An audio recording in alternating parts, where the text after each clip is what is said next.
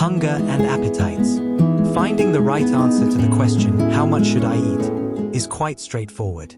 You should only eat when you genuinely feel hungry, and you must stop as soon as you notice your hunger starting to diminish.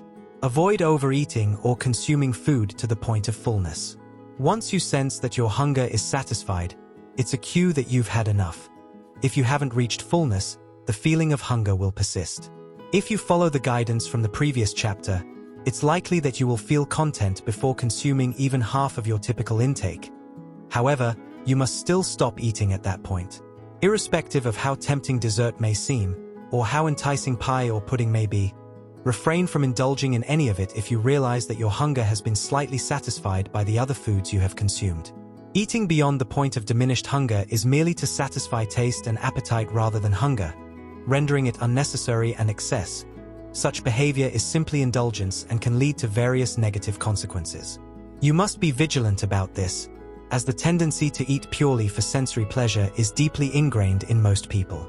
Often, the typical desserts of sweet and appealing treats are designed to encourage eating after hunger has been satisfied, and the results are detrimental. It's not that pie and cake are inherently unhealthy. They can be perfectly nutritious if consumed to quell hunger, rather than to satisfy cravings. If you desire pie, cake, pastries, or pudding, it's preferable to start your meal with them and finish with simpler, less appealing options. However, if you eat according to the recommendations from previous chapters, you will find that even the most basic foods begin to taste like gourmet selections. This is because, as your overall health improves, your senses will become sharper, revealing new pleasures found in everyday items. No one enjoys a meal as much as someone who eats solely for hunger, savoring each bite fully, and stops as soon as their hunger begins to fade. The first sign that your hunger is diminishing is a signal from the subconscious mind to stop eating. Those who adopt this way of eating will be pleasantly surprised to discover how little food is actually necessary to maintain the body in optimal condition. The quantity required varies depending on the level of physical activity as well as exposure to cold environments. For example, a woodcutter laboring in the winter can consume 2 hearty meals, while a desk worker in a warm office requires significantly less. Many woodcutters consume 2 or 3 times what they need, while many office workers eat from 3 to 10 times what nature really demands. This excess intake creates a burden on their vital energy, ultimately depleting it and making them more susceptible to illness. Savor the flavors of your food as much as possible, but avoid eating something solely because it tastes good. And the moment you notice your appetite has waned, stop eating. If you take a moment to reflect, you'll realize that the only effective approach to resolving your various food-related questions is by following the plan outlined here. Regarding the appropriate timing for meals, the only valid criterion is to eat when you genuinely experience an earned hunger. It is evident that this is the correct time to eat, and any other time would be inappropriate.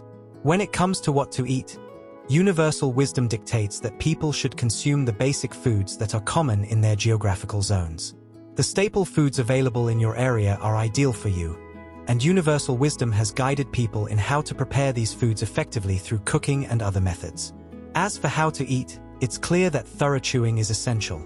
If chewing is necessary, then it stands to reason that the more effectively this is done, the better. I want to emphasize that achieving success in any endeavor requires making each individual action a success in itself. If you ensure that each task, no matter how small, is executed successfully, your overall daily output will also be successful. By making each day's actions successful, the totality of your life will reflect success. Major achievements are often the culmination of doing many small tasks well. If every thought you have is constructive, and every action you take is carried out healthily, you will quickly find your way to perfect health.